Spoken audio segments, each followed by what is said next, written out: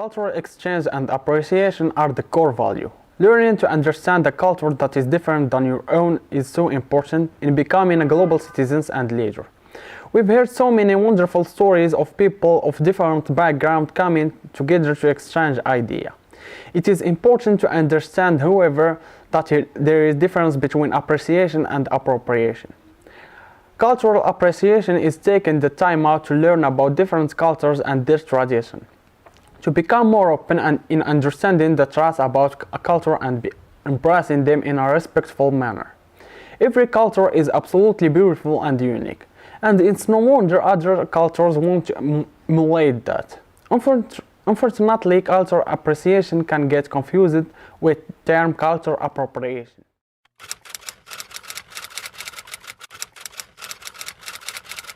Cultural appropriation is the adoption of icons, rituals, aesthetic standards, and behaviors from one culture or subculture by another. It generally is applied when the subject culture is a minority culture or somehow subordinate in social, political, economic, or military status to the appropriation culture. Appropriation often occurs without any real understanding of why the original culture took part in this activity or the meaning behind these activities. Often converting culturally significant artifacts, practice, size, and belief into meaningless pop culture or giving them a significance that is completely different, less nuanced than they would originally have had.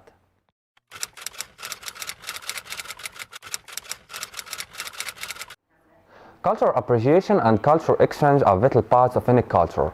Borrowing is not inherently bad, however, it becomes a problem when appreciation becomes fetishization. When exchange is one-sided, or when cultures are reduced to a single stereotype, cultural appropriation is complicated, which is all the more reason we need to be talking about it. Authentic food and appropriation. Eating and enjoying food from another culture is not inherently appropriative or wrong. Cuisine often exemplifies cultural exchange as its best. However, an instance where someone of the dominant culture is profiting off of the customs and culture of a non-dominant culture without the occurrence of any sort of cultural or monetary exchange gets into DC territory. Using a black accent. Music and cultural appropriation go way back. It's frankly very easy to find examples of artists using cultures outside their own for the sake of achieving an aesthetic, cherry-picking parts of another culture and ultimately delighting and profiting of them is cultural appropriation at its most clear. Chopsticks inhere as a celebration of Asian culture.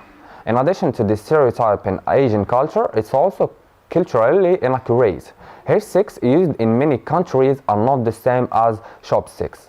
Some have likened used chopsticks as a hair accessory to put in a fork in your abdo. As Emma Roberts learned during the 2015 Met Gala, chopsticks as a means to celebrate Asian culture are both culturally inaccurate and reducing Asian culture to a singular stereotype.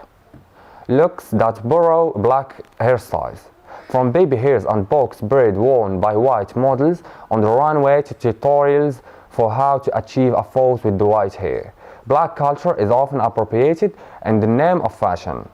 The primary problem lies in the fact while black women receive cultural repercussions, like being fired from the job for wearing dreadlocks or braids. Women who aren't black can sport the same hairstyle and be praised for being cool and edgy. Themed parties that exoticize other cultures. Conversations about cultural appropriation become the clearest around Halloween. Costumes that are examples of cultural appropriation can unfortunately be found pretty much anywhere Halloween garb is sold. It's virtually impossible to go dressed as entire ethnicity or culture without playing heavily into some harmful stereotypes. A huge part of cultural appropriation comes from the fact that we want the things we are told to want by industries and ideologies bigger than ourselves.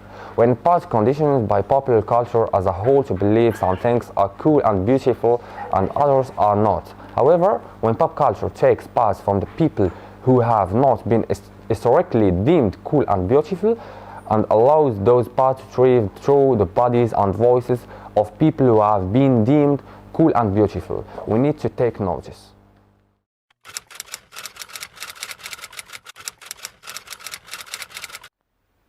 Ariana Grande. Ever since Ariana started promoting her upcoming album, Thank You, Next, she's been getting a lot of pushback from fans who claim she's appropriating Japanese culture. There are mostly citing Ari using Japanese characters in multiple ways to promote her song, Seven Rings, and selling merch that featured Japanese phrases on it, among other things.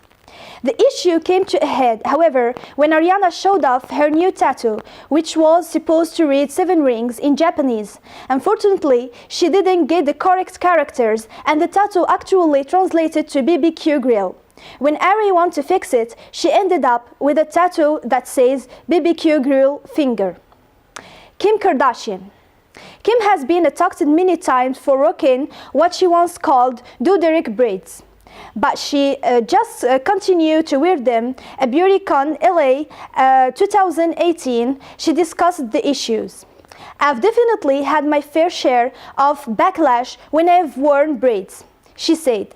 According to people, sometimes I think maybe if you don't communicate where you got the inspiration from, and I've done that in the past, then people might not understand it.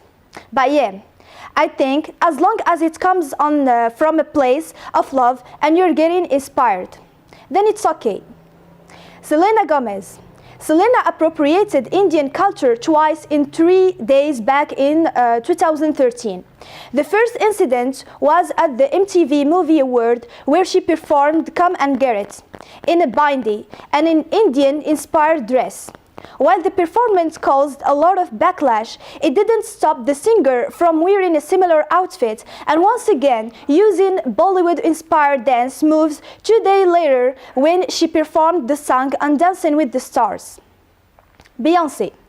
Beyoncé obviously didn't hear about Serena's controversy because in Coldplay's music video for Him for the Weekend in 2016, she also appropriates Indian culture, dressed in traditional Indian clothing with henna on her hand. And now let's move to Madonna and Amazer. Madonna seems to be up to her old tricks again.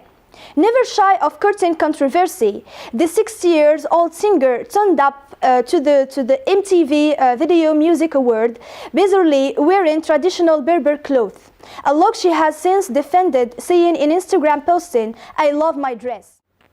Now, this is a strange choice of garb for anyone who isn't a Berber. Quite why she decided on this outfit is mystifying.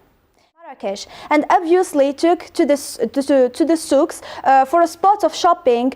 She wore a traditional black war dress, multiple coin necklaces, and a head band adorned with the metal protrusions. This is the cultural heritage of the Berber, or Amazigh people, a distinct ethnic group found across vast swath of Morocco and other countries.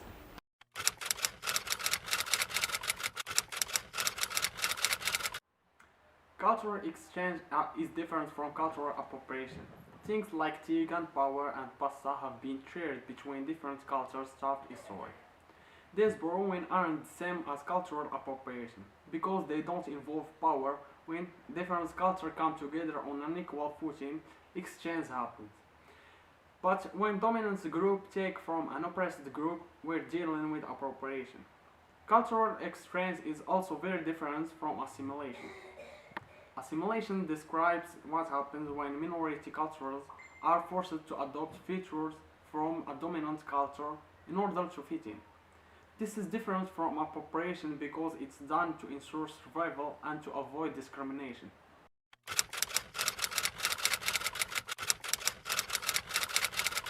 Why cultural appropriation is a problem? It continues the oppression of the non-dominant culture. When we look at the culture that's experiencing oppression, it's often a result of colonization, where a dominant group has claimed ownership of the land and its people. When the dominant group continues to steal aspects of the non-dominant culture, it continues the economic oppression and disadvantage of that culture. In Australia, there are cases where white Australian businesses have stolen Aboriginal traditional in tourist streets, Icelander artwork for use on t-shirts and souvenirs.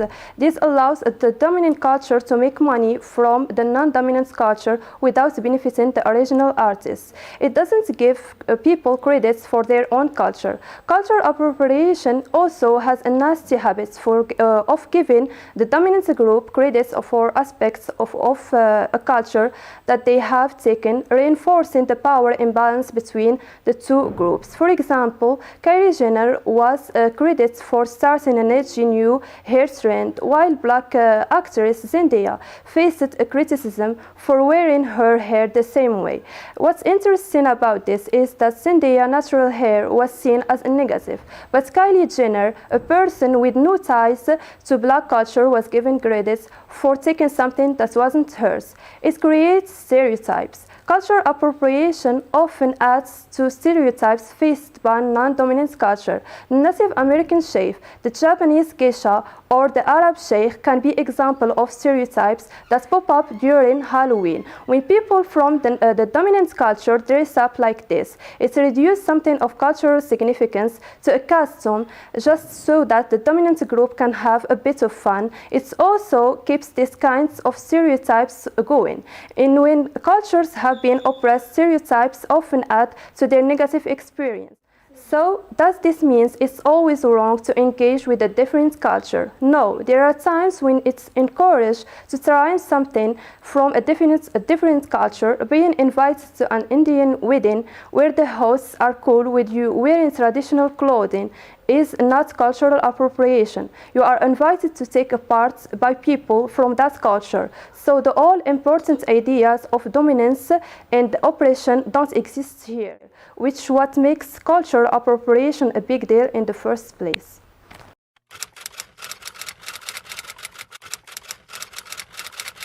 Sample, borrow, inspire, these concepts are the heart of creativity.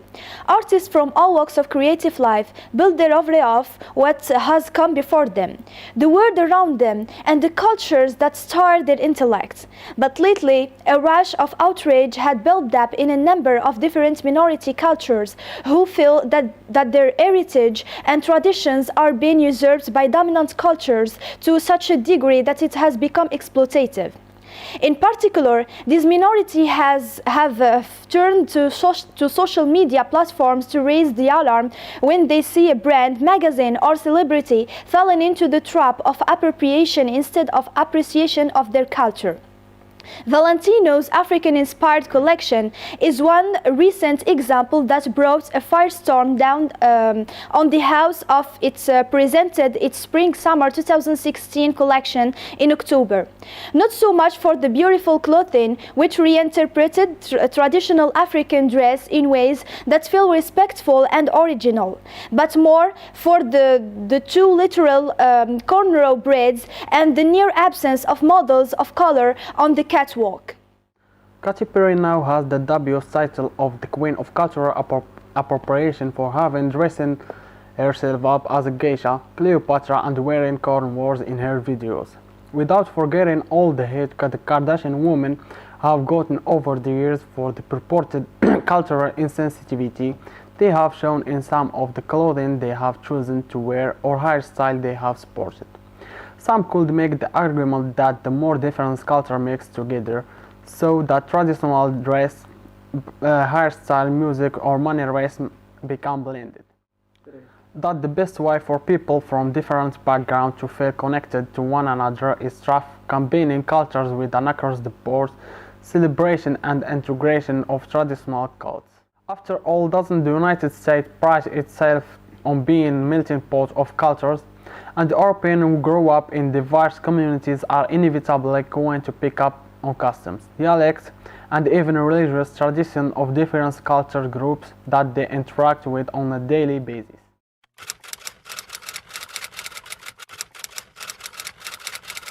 So where is the line in the sand? When does it stop becoming cultural appreciation and slide into appropriation?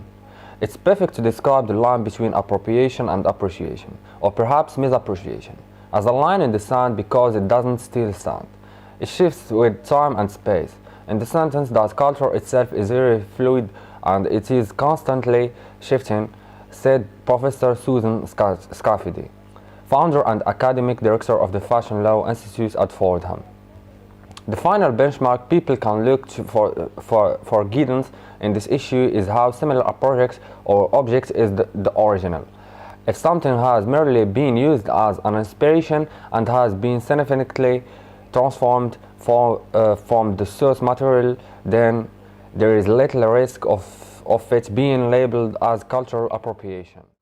When an artist reinterprets a style through the prism of their own unique aesthetic, then it is possible to argue that is true, and that is truly what this issue of appropriation boils down to: the simple recognition of and respect for the culture that inspires acts of creative or commercial borrowing. There will always be those that feel it is unfair to adapt the surface characteristics of community without also having to take on its complexion. But at the end of the day, the more that diverse cultures explore one another, rich heritage and varied customer, the more they will better understand and empathize with one another. It is only when we can make those connections to other cultures and communication that as a people will all become stronger.